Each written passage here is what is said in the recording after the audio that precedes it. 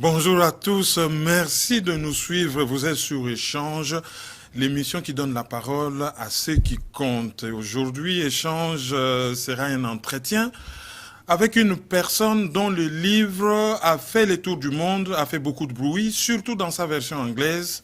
Elle a un CV, elle a écrit un livre à succès et aujourd'hui, ce livre vient de sortir en français.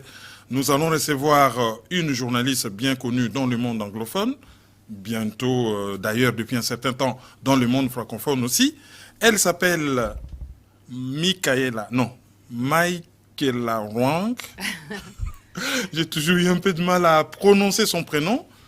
Donc en français on dit Michaela Wang, mais en anglais c'est Michaela Wang, qui a écrit d'abord en anglais Don't Disturb et en français Rwanda, Assassins sans frontières. Assassins sans frontières qui est sorti en France bientôt une semaine.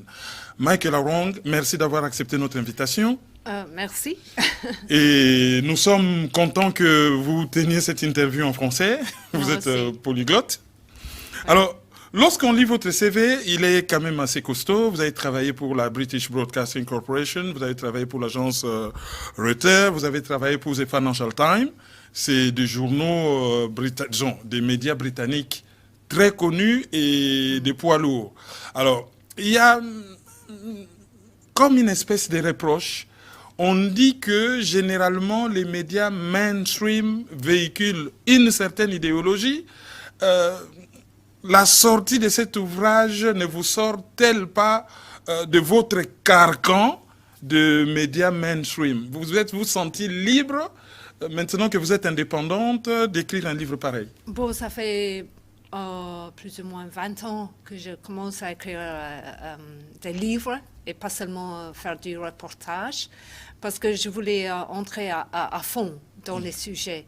Et mon premier livre était sur la chute de Mobutu, effectivement, parce que j'avais passé du temps à Kinshasa comme journaliste, jeune journaliste. Peut-être qu'on était dans le même hôtel parce que j'étais le fixeur de l'équipe de France 3 et Radio France Internationale, hôtel même ligne. Peut-être qu'on était là.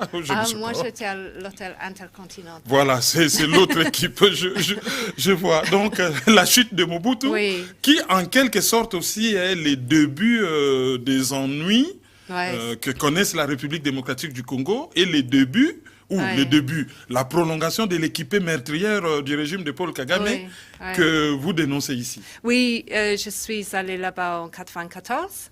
Je me suis installée à Kinshasa et c'était l'année où le génocide s'est déclenché. Et à un certain moment, j'ai commencé à voyager à Goma, à Bukavu, à faire les reportages sur Opération Turquoise. Et aussi, à un certain moment, je suis allée beaucoup à Kigali parce qu'il y avait un nouveau gouvernement, le gouvernement du FPR. Mais pour revenir un peu à votre question au début, moi je pense que c'est toujours difficile si on est ou écrivain ou journaliste intéresser les gens dans l'Afrique. C'est vraiment le continent où les gens ne veulent pas s'intéresser parce qu'ils ne savent rien. Et moi, je pense que c'est vrai pour les pays anglophones et aussi pour les pays francophones. Ils ne savent même pas combien de pays il y a en Afrique. On pense souvent, on rigole qu'aux États-Unis, on pense qu'il n'y a qu'un pays qui s'appelle l'Afrique. Et ça, c'est vrai aussi, je pense, dans le monde européen francophone. Alors, moi, ce sont des sujets qui m'intéressaient beaucoup. Alors, tant pis, hein? Moi, je m'intéresse. Mais lorsque vous êtes dans une rédaction, vous êtes dans les clous. Or, lorsque vous n'êtes plus dans une rédaction, vous avez une certaine liberté d'écrire comme vous l'entendez, sans qu'il y ait un rédacteur en chef pour vous encadrer. Je crois que c'est cette liberté-là qui vous permet d'aller dans des sujets aussi sensibles. Et il y a la liberté d'entrer à fond. Parce que le problème, c'est si on est journaliste, surtout en Afrique, on reste toujours à un niveau très superficiel. Alors, par exemple, à un certain moment, moi, j'ai vu qu'au Financial Times, j'étais le reporter africaine, sur l'Afrique. Et j'étais responsable pour le couvrage de, je pense que c'était 23 pays à un certain moment. Alors, ça veut dire qu'on reste toujours à un niveau très, très superficiel. Et au contraire, quand on commence un livre, on travaille tout seul souvent, mais on a la liberté de vraiment gratter et examiner à fond. Alors, ça, pour moi, c'était un grand plaisir. Alors, lorsque vous avez écrit la version anglaise de ces livres, donc Disturb, vous attendiez-vous à ces succès parce que c'était considéré comme le meilleur livre de l'année par Jean Champagne? Non, bon, c'est gentil. Oui, il faut dire que c'était un bouquin controverse. Hein? Il y a des gens qui ont beaucoup aimé et j'ai eu beaucoup de recensions très positives, mais il y a eu des gens qui le détestent. Surtout, c'est pas très bienvenu à Kigali avec le gouvernement actuel. Alors, j'attendais cela. Je savais qu'il allait avoir une réaction très forte. Et effectivement, c'est comme ça que ça s'est passé. Et moi, effectivement, comme personnalité, je ne suis pas quelqu'un qui aime les bagarres. Je n'aime pas me bagarrer avec les gens. Alors, et surtout sur Twitter, je trouve ça, je déteste ça. Mais il faut quand même affronter et accepter que maintenant, on est dans un monde où si on dit certaines choses, on va se faire attaquer sur les réseaux sociaux, sur Twitter, sur Facebook. Et maintenant, j'essaie d'avoir un peu la peau plus dur. Mais on sait, hein, généralement, lorsque les gens écrivent sur le régime de Kigali, la réaction est très virulente et il y a 2 fois des menaces de mort. Hein. On avait lu, par exemple, dans la presse, votre consoeur Judy Revers a failli se faire assassiner, par exemple, en Belgique, n'eût été l'intervention des services belges.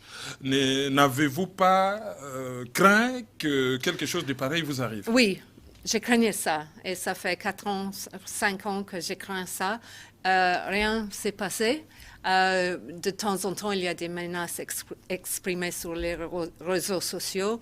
On me dit, vous voyez, vous allez être la prochaine. Mais à part ça, il n'y a pas eu plus que ça. Je sais que de temps en temps, on essaie d'entrer dans mes courriels ou j'imagine qu'on essaie d'écouter mon téléphone. Mais je suis en contact avec un labo qui est spécialisé dans l'espionnage de cybernet. Et il vérifie mon téléphone régulièrement. Il me dit non, ça va, encore ça va. Mais c'est vrai qu'on change. Je suis devenue beaucoup plus paranoïaque, disons. Je pense que tous les journalistes, tous les gens qui travaillent sur le Rwanda ils deviennent un peu nerveux, ils ne vont pas se balader n'importe où. Par exemple, moi, si je rencontre des gens avec qui je vais discuter le Rwanda ou le Congo, je ne le fais jamais en privé. Je vais toujours dans un endroit où il y a des autres personnes parce que je sais que beaucoup de gens se sont fait piéger et ils ont payé le prix final, comme M. Patrick Karegeya sur lui, parce qu'il a fait l'erreur d'entrer dans une chambre d'hôtel seul avec quelqu'un. Il avait confiance dans cette personne, mais il avait mal placé sa confiance. Oui. Alors, ce qui est étonnant dans cette affaire, c'est que vous êtes britannique. Votre pays est un des pays parmi les plus puissants au monde. Que vous soyez, entre guillemets, terrorisé par un dictateur africain, ça paraît dichotomique. Oui. Non, effectivement, je pense que c'est une des choses qui est très choquant au sujet du Rwanda. C'est un tout petit pays. Et il y a une population petite. En plus, c'est un pays assez pauvre qui est soutenu par les aides financières des pays à l'Occident. Et quand même, on voit que les gens ont vraiment peur de ce régime, de ce gouvernement et de ce président. On voit souvent Kagame quand il est en train de donner un discours en public avec des autres présidents africains. On voit que c'est vraiment lui qui domine le rond contre parce qu'il est très dur, que les autres ils sont un peu comme ça. Ils donnent l'impression d'être nerveux quand ils sont dans la présence de Kagame. Et ça n'a pas de sens. Hein. Un président sud-africain, par exemple, ou le président du Nigeria, ce sont des pays très forts, très puissants, économiquement très impressionnants. Et quand même, on a l'impression que Kagame, quand il parle, on l'écoute et les autres sont là et écouter, prendre les notes. Et vous avez pris la résolution d'écrire ces livres. L'image qui me vient à l'esprit, c'est l'image de Don Quichotte et les moulins à vent. Ah. C'est une espèce de combat perdu d'avance et pourtant vous êtes en train de... Vous êtes une espèce de grain de sable dans la machine. Oui, bien sûr, mais les journalistes, c'est toujours vrai. Mais quand même, je pense qu'il faut se rendre compte avec le Rwanda et que c'est surtout un gouvernement qui est un peu obsédé. Moi, je dis même que Kagame est un peu obsédé par son image à l'extérieur, sa réputation. Comment il est vu par les autres, par les gouvernements, par les journalistes en Europe, aux États-Unis. Il est vraiment sensible sur ce point. Et je pense parce que il sait bien que son gouvernement est soutenu au niveau financier par nos gouvernements à nous. Et alors, réputation, son image, c'est très, très important pour lui. Alors, effectivement, quand moi je parle, je ne suis qu'un journaliste indépendant. Maintenant, je suis que pigiste. J'écris des livres. Il y a beaucoup de monde qui ne les achète pas, qui ne les lisent pas, mais quand même, il s'énerve parce qu'il sait que c'est un poids, il est un peu vulnérable. Et pourtant, lorsque vous êtes passé en interview sur TV5, on vous a demandé si votre livre a produit des résultats. Vous avez dit que les résultats sont graduels. Donc, quelque part, vous avez atteint un objectif, même si au départ, ce n'était pas votre objectif, peut-être. Non, bon, je pense au sujet du Rwanda, à un certain moment, tout le monde semblait être d'accord. Pas peut-être dans les pays francophones, mais pendant les années, depuis le génocide, les pays anglophones, surtout l'Angleterre et les États-Unis, on était d'accord que FPR, c'était génial, c'était un gouvernement ouvert, transparent, progressiste. Kagame, il avait réinstallé la paix, c'est lui qui avait terminé le génocide. Blablabla, blablabla. Et tout le monde était d'accord. Mais je pense qu'avec les années qui passent, cet consensus est en train de, très, très lentement, est en train de changer parce qu'on a vu qu'il y a eu tellement de mauvaises... Bon, premièrement, il y a eu les atrocités dans le Congo surtout, mais aussi au Rwanda. Et après, il y a eu les meurtres, les assassinats dont je parle dans mon livre, mais aussi on voit qu'il y avait des questions des droits de l'homme, sur le journalisme, l'existence de l'opposition, les élections qui sont truquées. Et petit à petit, il y a l'information qui commence à se diffuser. Et je pense que mon livre fait partie de ça. Ça ne va pas bouleverser toute l'affaire, mais ça joue un petit rôle. Oui, bon, un petit rôle que le Congolais et beaucoup d'observateurs avertis trouvent que c'est pas un petit, c'est un grand rôle. Alors, vous avez dit aussi sur TV5 que si l'Occident soutient Kagame, c'est parce ils se sentent coupables de n'avoir pas intervenu sur les génocides. Or, le génocide a été commis par des Rwandais qui ont tué d'autres Rwandais. Qu'est-ce que l'Occident a à voir pour se sentir coupable si lui-même, Kagame, a refusé l'intervention de l'ONU, a refusé l'intervention de la France et même de certains pays? Oui, bon, c'est vrai. Moi, je pense qu'il y a plusieurs raisons pour lesquelles les Occidentaux sont impressionnés et soutiennent Kagame. La première raison, c'est la culpabilité, le sens de responsabilité, parce que les Nations Unies, ils étaient sur place quand le génocide s'est déclenché et ils ont commencé à retirer retirer les forces. Et c'est une carte que le gouvernement FPR, il joue cette carte systématiquement, en répétition pendant des années. Maintenant, c'est 29 ans. Et ça a marché au début. Maintenant, je pense que ça marche beaucoup moins bien. Mais quand même, de temps en temps, ça compte pour quelque chose. Maintenant, je pense qu'il y a des autres facteurs. Par exemple, je pense que chez moi, en Angleterre, il y a le facteur que Kagame a offert le Rwanda pour recevoir les demandeurs d'asile. C'est très important maintenant dans cette relation avec Londres et Kigali.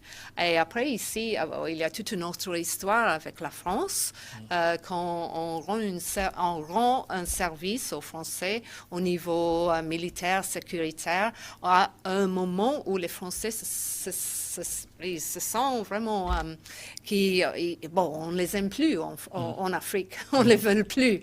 Et je pense qu'ils pensent remplacer les forces françaises avec les forces rwandaises. Et alors, c'est ça que c'est un service que Kagame peut offrir aux Français, et ils sont très, très reconnaissants à cet égard.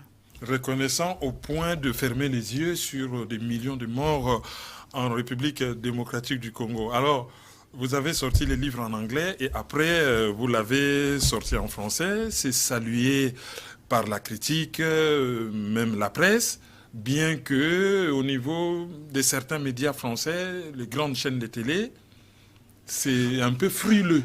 Bon, moi, je me plains pas parce que ça vient de sortir. C'est une semaine seulement que ça sort. Et j'ai vu que déjà, il y a des gens qui disent « Ah, mais pourquoi on reprend ça? Pourquoi on fait pas de commentaires en France ?» Mais quand même, je pense que c'est 7 jours seulement que c'est sorti. Et une chose que j'ai appris avec les bouquins, avec les livres, parce que ça, c'est mon 5e livre, c'est que l'effet, comme j'ai dit, est graduel et aussi ça dure longtemps. Et c'est ça qui, pour moi, j'aime ça. Alors même dans 2 ans, 3 ans, 4 ans, il y aura des gens qui vont le lire pour la première fois. Ils vont m'écrire à travers mon website probablement. Ah, merci, maintenant je comprends, j'ai beaucoup apprécié. Et ça ne se passe pas avec les articles qu'on écrit comme journaliste. Alors, moi, je me plains pas encore. Alors, vous êtes une témoin privilégiée parce que vous avez couvert le génocide au Rwanda et vous avez couvert la chute de Mobutu. Les 2 événements, par la force de l'histoire, se sont retrouvés liés.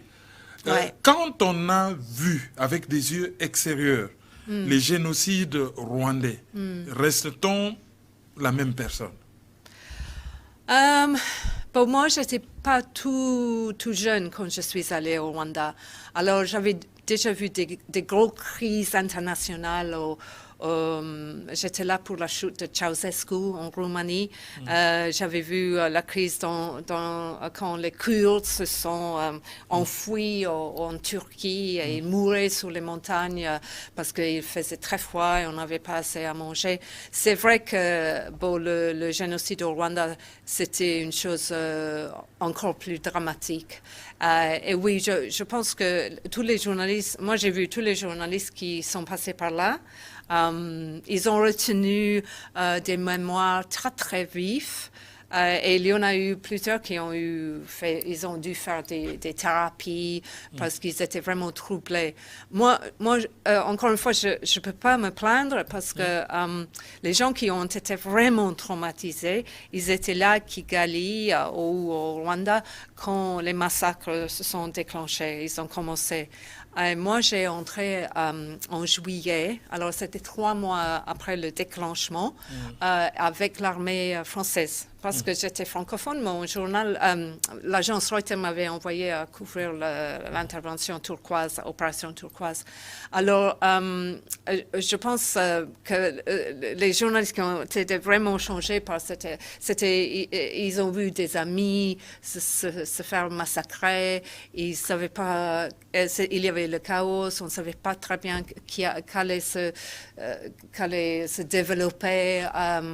Et eux, oui, j'ai beaucoup de sympathie pour eux, mais moi, je dois dire, c'était un moment, je suis entrée, c'était un moment un peu plus calme.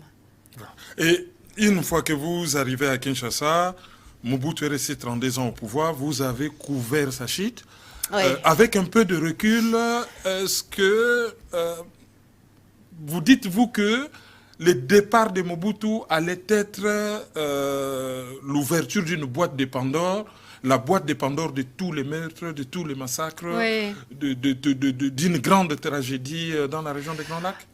Non, moi, je pense pas. Je pense que c'est pas ça. Moi, j'étais à Kinshasa quand l'AFDL, le groupe rebelle, ils sont entrés. Je me rappelle avoir vu les Kadogo à Gombe qui commençaient à s'approcher à mon hôtel. Et il y avait tous les journalistes qui sortaient pour voir les Kadogo avec leurs armes. Et parce qu'ils sont entrés, et il n'y a pas eu beaucoup de bagarres, hein, parce qu'on avait négocié l'entrée avec Laurent Kabila. Et on avait vu que tous les soldats de Mobutu, ils se sont enfuis. Ils ont changé leurs habits, ils se sont mis en civil, et ils ont pris les bateaux, et ils se sont enfuis au Congo-Brazzaville. Non, pour moi, la déception, c'est moi, je pensais qu'il allait avoir une relance et que c'était l'opportunité pour le Congo vraiment de décoller. Oui, de décoller. Et je me disais, qui sait jamais que peut-être quand je reviens à Kinshasa, je ne vais plus reconnaître parce qu'il va y avoir tellement d'investissements, il va y avoir tellement de hommes d'affaires qui vont venir ici, il va y avoir un nouveau gouvernement, il y a toute une énergie différente, ça va changer. Et j'espérais, je n'étais pas sûre. Et je pense que pour moi, il y a une déception parce qu'on se rend compte que c'est beaucoup plus difficile. On ne change pas un pays comme ça. Et le fait que Mobutu s'est enfui avec sa famille et tous ses proches, ça ne change pas tout en même temps. Ouais. Alors, là, le livre est sorti. J'ai remarqué que vous avez construit ce livre autour de l'histoire de Patrick Karegeya. Oui. Pourquoi avoir choisi cet angle d'écriture? Oui, c'était un choix parce que c'était depuis quelques années. Moi, comme beaucoup de monde, au début, j'étais impressionnée par le FPR d'une manière positive. Hein. Effectivement, on est entré, on avait vu que les massacres s'arrêtaient, on voyait un mouvement qui parlait de la paix, qui installait un gouvernement qui était Hutu et aussi Tutsi, et on parlait de la réconciliation ethnique, et on voyait que la plupart des diplomates aussi, ils étaient impressionnés par le FPR, ils disaient des bonnes choses à leur égard. Et après, avec l'année qui se sont passées, moi, j'ai commencé à avoir mes doutes. Et on voyait ce qui s'est passé avec les camps des réfugiés qui se sont fait éparpiller, l'armée rwandaise, le FPR qui est entré au Congo. On a vu les événements à Tingi-Tingi, les massacres. Et après, après quelques années, on a vu qu'il y avait des hommes les ministres qui prenaient la fuite, qui se faisaient abattre en exil, comme M. Sendashonga. Alors moi, comme journaliste, j'écrivais rarement sur le Rwanda à cette époque-là. J'avais des autres articles, des autres pays, pour moi, Rwanda, c'était pas très important, mais j'ai commencé à avoir des inquiétudes et des doutes. Et à un certain moment, je suis rentrée au Rwanda en visite. J'ai rencontré Patrick Karegeya. Je voyais que c'était un homme très changé. Il n'était plus le grand ami, le grand chef des renseignements à l'extérieur de Kagame. C'est un homme qui avait pris ses distances, qui avait été en détention, qui se sentait amer, qui avait beaucoup de critiques à l'égard de son ancien chef. Et après, je l'ai rencontré une fois qu'il était en Sud-Afrique. Et j'ai vu, et je me suis commencé à dire, mais ça, c'est un monsieur intéressant, parce que c'est un monsieur qui a vraiment, il a eu un parcours où au début, c'était le grand ami. Il a connu Kagame comme enfant. Ils étaient à l'école ensemble, ils sont devenus rebelles ensemble, et maintenant il est devenu, il a fondé une partie d'opposition avec des autres collègues Tutsis proches de Kagame. Comment on peut expliquer ça? Comment on peut expliquer ce qui est devenu le FPR? Alors, je voulais expliquer ça à travers son propre histoire. Et en expliquant cela, parce qu'il est mort de façon tragique, oui, et il y a toute une litanie des assassinats, et vous dites même que Kagame a érigé la vengeance comme un des éléments centraux de sa gouvernance. Oui, je pense qu'il faut dire, parce qu'on le voit dans les faits, que ce n'est pas quelqu'un qui hésite s'il y a un ennemi.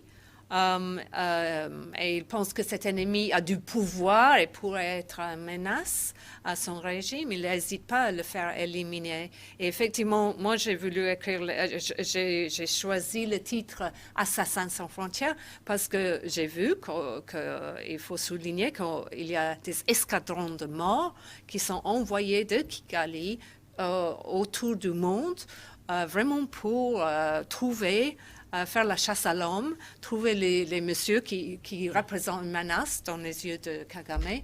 Et à la limite, on les harcèle, on les intimide, mais aussi on les abat. Et tout au long des 500 pages de cet ouvrage, vous décrivez des scènes mais innommables. Mm-hmm. Au point qu'on peut se poser la question si ce sont des êtres humains, parce que... je pense... C'est innommable les scènes qu'il y a quand même dans ces livres. Il y a beaucoup de violence dans ce livre et je pense que c'est un régime qui est fondé sur la violence et une fois qu'on a versé du sang, on perd un peu les contrôles. Ça devient beaucoup plus facile la deuxième fois, la troisième fois, la quatrième fois. Et je pense que le FPR a toujours été très différent, par exemple, des rebelles ougandais de Yoweri Museveni. Yoweri Museveni, apparemment, à un certain moment, il a donné une rencontre avec ses officiers. Il a dit, écoute, nous, on ne va jamais faire les assassinats politiques de politiciens. Ça ne va pas être notre méthode, notre méthodologie. Et je pense que c'est une décision, on ne sait pas si Yoweri Museveni a toujours respecté, mais on sait que pour Kagame, il n'est pas du tout, il croit pas du tout à ça. Et je pense que pour lui, il court toujours à cette possibilité sans hésiter trop. Qu'est-ce qui peut expliquer cela? Est-ce sa formation à Fort Leavenworth aux États-Unis ou son parcours de réfugiés, qui a grandi dans des camps de réfugiés, ou peut-être sa culture? Qu'est-ce qui peut expliquer cela, vous qui vous êtes un peu penché sur tous ces meurtres-là? Je pense qu'il y a plusieurs facteurs. Vous avez parlé un peu de la culture et il faut se rappeler que le Rwanda, il y avait toujours une armée sous les Mwami, les rois, les anciens rois. Il y avait une armée qui était impressionnait tout le monde, non? Parce qu'ils étaient très efficaces, les Intore. Et ils étaient des jeunes soldats Tutsis. Et après tout, Kagame, il vient de là-bas, c'est son ancêtre. Mais aussi, je pense le fait que ces jeunes hommes qui ont fondé le FPR en Ouganda, le fait qu'ils ont été des réfugiés pendant longtemps, parce que leurs parents avaient pris la fuite du Rwanda dans les années 60. Ils ont été dans les camps de réfugiés. Ils se sentaient humiliés. Et ils se sentaient mis à l'écart ils avaient une profonde... ils étaient convaincus que l'Ouganda allait jamais les accepter et les intégrer. Et ce qu'on disait dans le NRM, le Mouvement national révolutionnaire de Yoweri Museveni, c'est que c'était les plus forts quand il fallait se battre dans la guerre en brousse. Que c'était vraiment ceux qui étaient les Rwandais. Les Rwandais ougandais, il faut dire, c'était toujours les plus forts parce qu'ils n'avaient rien à perdre. Et je pense que c'est un peu, ça a laissé une marque sur ce mouvement. Et est-ce que le fait que, parce que vous décrivez si bien la situation, je me dis que les services britanniques ou américains ont dû faire peut-être le même constat et utiliser Paul Kagame comme un sous-traitant du meurtre, un sous-traitant du crime, parce que derrière aussi, il y a les matières premières, notamment en République démocratique du Congo. Parce que faire ce qu'il fait avec l'impunité qui lui est garantie, il faut qu'il y ait un gros poisson derrière et certains auteurs n'hésitent pas. Par exemple, Charles Onana, qu'on a reçu il y a quelques jours avec Patrick Mbeko, n'hésite pas à dire que les États-Unis et la Grande-Bretagne, ainsi que la France, sont derrière Paul Kagame. Qui soutiennent Kagame. Bon, moi, je pense que les États-Unis, ils commencent à un peu prendre la distance avec Kagame. Les autres pays, oui, c'est évident, l'Angleterre, la France, ils soutiennent Kagame. Moi, je suis un peu moins... moi, je pense qu'il y a toujours eu des intérêts au niveau des matières premières. Il y a toujours eu des hommes d'affaires occidentaux qui s'intéressent dans cela et qui regardent le Congo parce que bon, on sait qu'il y a plus de coltan au Congo qu'ailleurs. Mais pour moi, ça n'a jamais été la raison principale. Moi, je ne vois pas ça comme... Je pense que ça a suivi comme motivation. Mais c'est une opinion à moi. Je sais que M. Onana et Mbeko, ils ont des autres opinions. Et si ça a suivi alors l'opinion, selon vous, la cause principale, c'est au fait quoi? On ne va pas quand même dire que c'est la soif du sang. Le quoi? La cause principale, on ne va pas quand même dire que c'est la soif du sang. Vous parlez du Kagame ou oui, de Kagame et de son régime. Ah non, mais selon moi, mon impression avec Kagame, et je l'ai dit récemment dans un article pour Foreign Affairs, c'est un magazine américain, je pense qu'il veut être le chef, il veut être respecté. Il veut être celui que tout le monde regarde vers lui. Il veut être incontournable. Il pense qu'il est le plus malin, il pense qu'il est le plus courageux, et il veut que tout le monde reconnaisse ça. Alors c'est la soif du pouvoir plutôt que la soif du sang. Ouais. Sauf que quand on regarde l'histoire, les royaumes du Rwanda n'ont jamais gagné une quelconque guerre contre les royaumes du Bushi, au Kivu, Bushi à Bukavu, chez, par exemple, le docteur Mukwege. Donc, sur le plan historique, ils n'ont jamais gagné une quelconque guerre. Et il est en train peut-être de faire une guerre de trop. On ne sait pas s'il gagnera. D'autant plus que la scène internationale commence à changer. Le monde a ouvert les yeux lorsque la Russie a envahi l'Ukraine. Je pense que, faire envahir un pays de manière aussi brutale, l'opinion publique internationale ne sera plus prête à accepter. Alors, c'est un ouvrage quand même assez volumineux, assez documenté. À part Patrick Karegeya, quel est le meurtre dans ces livres qui peut constituer comme, je vais dire, parce que vous l'avez battu autour de Patrick Karegeya, mais si on vous disait qu'à part la mort de Patrick Karegeya, quelle autre mort peut faire que vous construisez toute une histoire là-dessus? Non, mais je parle beaucoup des autres meurtres. Par exemple, oui, j'en ai vu beaucoup. Je parle aussi de la mort de Fred Rijema. Oui, qui était avec Paul Kagame. Oui, c'était Paul Kagame, c'était le grand ami, c'était le grand, c'était le soldat, le jeune homme que tout le monde, qui a vraiment fondé le FPR, très populaire, très charmant, très respecté par ses propres hommes, aussi très respecté par Yoweri Museveni. Et il est mort le deuxième jour de l'invasion du Rwanda en 90. Et ça reste un mystère. Il n'y a personne qui peut vraiment dire d'une manière convaincante ce qui s'est passé. Mais il y a un faisceau d'indices qui pointe vers Paul Kagame. Non, pour moi, il y a deux versions. Il y a une version ougandais, il y a une version rwandaise. Et il faut se rappeler que Paul Kagame était aux États-Unis quand ça s'est passé. Et alors, bon, il faut croire qu'il a réussi à organiser ça et commanditer ça de là-bas.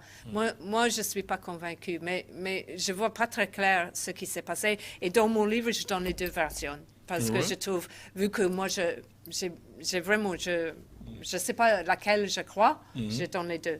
L'autre meurtre très important, c'est celui de M. Sendashonga, qui était le ministre de l'Intérieur Hutu, que moi j'avais interviewé le jour à Kigali, le jour où il a donné sa démission. Et il ne me l'a pas dit à ce moment-là, mais il avait donné sa démission parce qu'il était horrifié par les atrocités, les meurtres commis par le FPR. Et il était ministre de l'Intérieur du Rwanda à l'époque. Et il disait, je peux plus accepter cela. C'est une armée qui est hors de contrôle.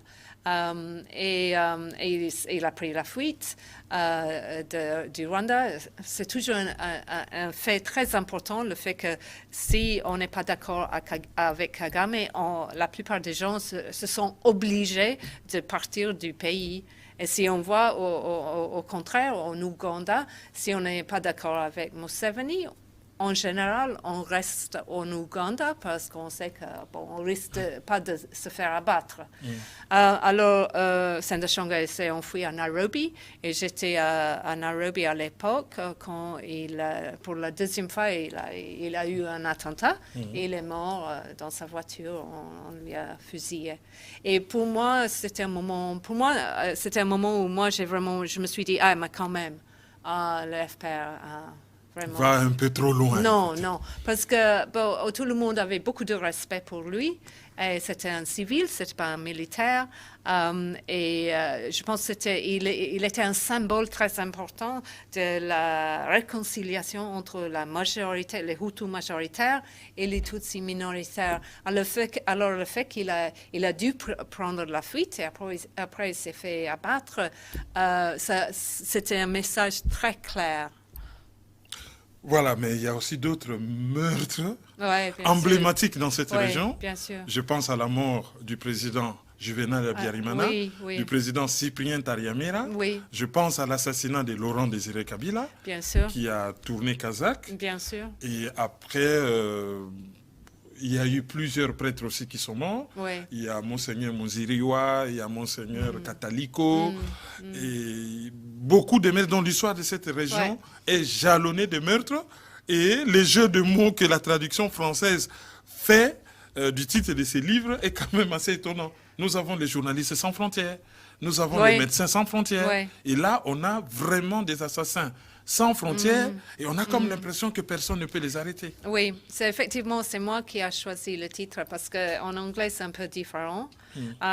Et moi, comme journaliste, on écrit toujours sur Médecins sans frontières, Reporters sans frontières. Et après, je me suis dit, parce que je devais changer le titre, on m'a dit que la version en anglais, ça ne marchait pas. Do not disturb, ne dérangez pas.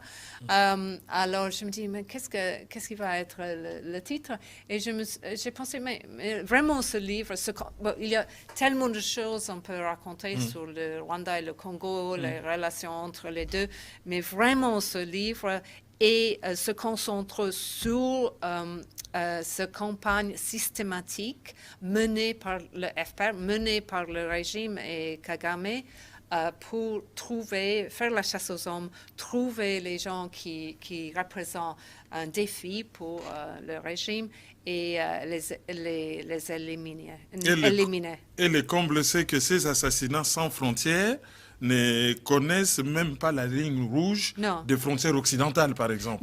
Des États de droit, des pays forts, de vieilles démocraties. On peut se sentir en insécurité en Belgique, en France, en Grande-Bretagne. Non, et c'est ça qui même m'étonne. quelqu'un qui vit, celui de l'hôtel Rwanda, Paul Rusesabagina, qui vit aux États-Unis et qui s'est fait enlever. Et effectivement, et ce qu'on voit, c'est que Kagame donne souvent des discours où on le sent souvent, il le dit en Kinyarwanda, mais il est là, il dit, écoutez, vous ne pensez pas que vous pouvez m'échapper, n'importe où vous allez, on va vous trouver. Et il dit ça explicitement. Et je pense que, par exemple, vous avez parlé de Paul Rusesabagina, l'hôtelier, l'ancien hôtelier, et c'était le message qu'il voulait passer aux majorités Hutus, que, écoutez, moi, je peux trouver mes ennemis, les gens qui osent me critiquer, me dénoncer au public, aux Occidentaux, je peux les trouver n'importe où. Et effectivement, c'est impressionnant parce qu'il n'y a pas beaucoup de pays qui font ça. Et surtout en Afrique, il n'y a pas beaucoup de pays qui font ça. On a dit don't disturb, ne dérangez pas, ou ne jouez pas aux empêcheurs de tuer en paix, mais you disturb. Oui. Vous avez dérangé. Oui. en écrivant ces livres. C'est un livre assez volumineux, 500 pages, très fouillé, très documenté. C'est sorti aux éditions Max Milo ici en France. Oui. Bon, généralement, moi je les appelle un peu éditions tête brûlée parce que eux, même si le livre il est controversé, dangereux, il plonge. Vous n'avez pas eu de difficultés Non, mais effectivement, c'était très difficile de trouver une maison d'édition parce qu'en général, moi, je suis anglaise, comme vous voyez, et je pense les maisons d'édition françaises, ils ont tendance à penser que les Anglais n'ont rien à apprendre les Français ou les francophones au sujet de l'Afrique francophone. Alors, ça a été assez difficile à trouver une maison et je suis vraiment reconnaissante à Max Milo, le monsieur qui gère ça, parce qu'il a pris le risque. Et il faut dire que c'est la même maison d'édition qui a publié Judy Reaver, la journaliste canadienne. Que j'ai interviewé d'ailleurs ici à votre place aussi. Oui, et son livre est sorti il y a plusieurs années. Et je sais qu'elle parle beaucoup mieux le français que moi. Non, mais vous parlez un bon français. Vous avez un très bon français. Merci. Non, alors il faut reconnaître que ce monsieur, l'éditeur de Max Milo, c'est un homme courageux, je le remercie. Voilà, il y a une conférence qui est prévue à Paris, qui était prévue à Paris, qui ne s'est pas tenue. Les raisons sont quand même un peu floues. On ne sait pas vraiment pourquoi, mais l'hôtel nous a dit qu'il n'y avait pas de personnel. Moi, j'ai eu des expériences, Judy aussi, les autres écrivains dont vous avez fait mention aussi, que quelquefois, si on organise une rencontre, l'hôtel, ou quelqu'un les appelle pour dire, écoute, c'est un génocidaire ou négationniste, ou quelque chose comme ça, un raciste qui a organisé cette rencontre. Alors, je ne sais pas si ça s'est passé cette fois-ci, mais on va essayer. Avec la communauté congolaise, je sais que ça va fonctionner. J'espère. Et que vous tiendrez cette conférence parce que... en tout cas, c'est une tendance qu'on a constatée. Quelqu'un qui écrit contre Kagame, ou si vous voulez, entre guillemets, l'ennemi de Kagame devient automatiquement l'allié et l'ami des Congolais. Donc du coup, vous devenez une star chez les Congolais et l'allié des Congolais. Ah, ok. Bon, de façon subjective peut-être, mais vous devenez un peu comme l'allié des Congolais qui seront contents de venir vous écouter en live et puis de faire dédicacer les livres. Alors, vous l'avez, en tout cas, généralement, lorsque vous sortez un ouvrage à succès, vous tirez à combien d'exemplaires à peu près? Je ne sais pas parce que ce que je sais, je suis toujours déçue. La version anglaise, la dernière fois que j'avais demandé, on m'avait dit que c'était sur les 10 000. Mais ça, c'était, je pense, en Angleterre aussi, en Afrique anglophone. Aux États-Unis, je ne sais pas. Et si il faut demander à ce monsieur, mon éditeur, parce que vous savez que les éditeurs, ils n'aiment pas donner les véritables chiffres. Oui, parce qu'on dit souvent, mais ça ne suffit pas. Et alors, ils préfèrent, ils tiennent ça très discret. Et vous êtes fait préfacer par Stephen Smith, qui est vraiment un vieux routier des reportages en Afrique. Oui, c'est un monsieur que je connais depuis très longtemps. Moi, je travaillais en France comme journaliste pour l'agence Reuters. Et à l'époque, déjà, il écrivait sur l'Afrique, il voyageait en Afrique. Il travaillait pour Libération à l'époque. Et je suis allée le voir quand on m'a envoyé... parce que mon premier job en Afrique, c'était à Abidjan, en Côte d'Ivoire. Et je suis allée le voir pour demander des conseils. Et déjà, il était un expert, il savait tout. Et moi, je ne connaissais absolument rien. Bon, ben c'est bien parce que j'ai lu son préface. Oui. On voit vraiment que c'est quelqu'un qui connaît. Oui. C'est quand même assez intéressant. Si c'était à reprendre, vous reprendriez ou vous allez dire que bon, c'est très dangereux, c'est très stressant. Et si c'était à reprendre, vous le feriez ou pas? Ouf. Moi, en général, je pense j'écris les histoires. Dans mes livres, j'écris les histoires que les autres ne veulent pas écrire. Et c'est un rôle que je peux jouer. Et par exemple, j'ai fait un peu la même chose au Kenya où j'ai écrit un livre sur la corruption, un gros scandale qu'il y a eu. Et on ne pouvait pas acheter le livre au Kenya pendant des années, parce que c'était tellement chaud, c'était controverse. Alors c'est un peu, comme j'ai dit avant, j'aime pas la bagarre, mais je suis devenue une écrivaine controverse. Et engagée. Engagée, oui. Dans des sujets sensibles. Bon, si vous étiez une artiste, on dira que vous êtes iconoclaste. Vous naviguez à contre-courant. Oui, mais parce que sinon, il n'y a rien à dire. Si tout le monde est d'accord, si tout le monde... Alors, qu'est-ce que je peux ajouter, moi? Alors, au regard de ce que vous avez vu au Congo, au Rwanda, de ce que vous relatez, est-ce qu'avez-vous de l'espoir pour le continent africain? Je pense que ça passe à un moment difficile, parce que depuis les dernières années, on a vu au Sahel, il y a plein de coups d'État. Il y a un après l'autre. En Soudan, on est en train de voir ce qui se passe. C'est très, très tendu. Il y a eu beaucoup de morts déjà. On ne sait pas comment ça va se résoudre. En Éthiopie, moi j'ai écrit un livre sur l'Érythrée. C'était mon deuxième livre. Et je trouve que ce qui s'est passé là-bas pendant les dernières 2 années, c'est effrayant. Vraiment effrayant. C'est un peu comme le Rwanda au niveau des morts, le nombre de morts. Et en Sud-Afrique, je pense que c'est aussi en crise actuellement parce qu'il y a les blackouts tout le temps. Il y a un gouvernement qui est de moins en moins soutenu par la population. Alors, je pense que c'est un moment c'est assez difficile actuellement. On a le Soudan qui est en feu, oui, la République démocratique du Congo qui devient le ventre mou de l'Afrique, le terrorisme dans les Sahel. Oui, heureusement que Paul Kagame s'est rendu là-bas et il leur a promis d'aider les Burkina Faso, les Bénin, et il est en Guinée. Pour moi, c'est une grosse question. Comment un homme qui déstabilise les Grands Lacs va stabiliser le Sahel? Peut-être si on lui paye, j'imagine c'est la France et l'Union européenne qui vont le payer. peut-être il va s'arrêter là, mais le rôle qu'il a joué dans les Grands Lacs, c'est pas la stabilisation. Voilà, alors ce livre s'est concentré sur le Rwanda et son rôle, hein, surtout le Rwanda, je veux dire le régime Kagame. Peut-on espérer un livre spécifiquement sur la République démocratique du Congo parce que c'est la plus grande crise après la Deuxième Guerre mondiale en nombre de morts? Oui, non, mais moi, mon premier livre, c'était, comme je dis, sur le chute de Mobutu.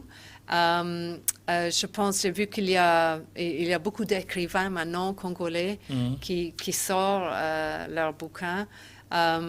Et moi, ça fait un peu de temps que je suis plus allée à Kinshasa. J'espère me rendre là-bas pour parler un peu de ce livre, mais je suis conscient que j'ai perdu un peu mes repères et tout ça. Et les carnets d'adresses ne plus ce qu'il était à l'époque. Non, exactement, parce que j'ai passé des années à faire mes livres sur des autres sujets, sur l'Érythrée, sur le Kenya, sur le Rwanda.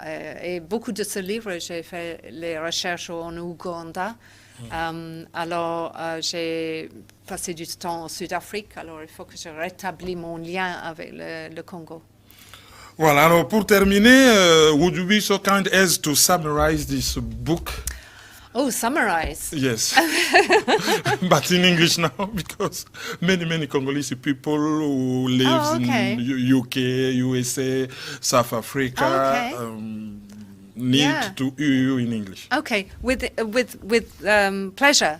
This is the French translation of Do Not Disturb, which actually came out 2 years ago, and it's an examination of Paul Kagame's regime, with an emphasis on how the regime has systematically hunted down dissidents, both at home and abroad, and in the most high-profile cases has ruthlessly assassinated them. The evidence is all out there. You know, you only need to sort of look for the names of the victims. And what I did in this book was to bring all that evidence together in one place. And in fact, there are lots of cases I could have mentioned which I didn't, because it became a bit too much. But this is a regime that behaves a bit like Russia, like Israel has in the past. Sometimes Saudi Arabia has done this, and it retains the right to hunt down its enemies abroad. And I don't think that's an angle of Rwanda that many people have been aware of up until now. Thank you. Alors, Michael Arong, préface de Stephen Smith, Rwanda, assassin sans frontières, enquête sur le régime Kagame aux éditions Max Milo. Nous allons retrouver Michael Arong ce week-end à Paris. On vous donnera l'adresse, mais vraiment les derniers jours pour éviter des annulations. Mais vous pouvez vous enregistrer sur le site WizEvent / Michael Arong, où vous tapez WizEvent sur le site / Michael Arong. C'est 5 € le droit d'entrée parce que là-dedans, les livres ne se vendra qu'à 20 €. Donc, les 5 € que vous aurez payé comme droit d'entrée sera très largement compensé par les prix du livre qui est vendu, je crois, 30% moins cher à l'intérieur. Et venez nombreux échanger avec Madame Arong, qui a écrit un livre événement, un livre très documenté, un livre qui décrit les modus operandi et qui décrit d'ailleurs le fait de ce que Paul Kagame a commis au Rwanda et partout ailleurs. C'est ainsi que le livre est intitulé « Rwanda, assassin sans frontières ». C'était Échange réalisé par Constant Efwanga Eswe. Je suis Kerwin Maïzo, commenté, discuter, échanger, puis partager. Au revoir.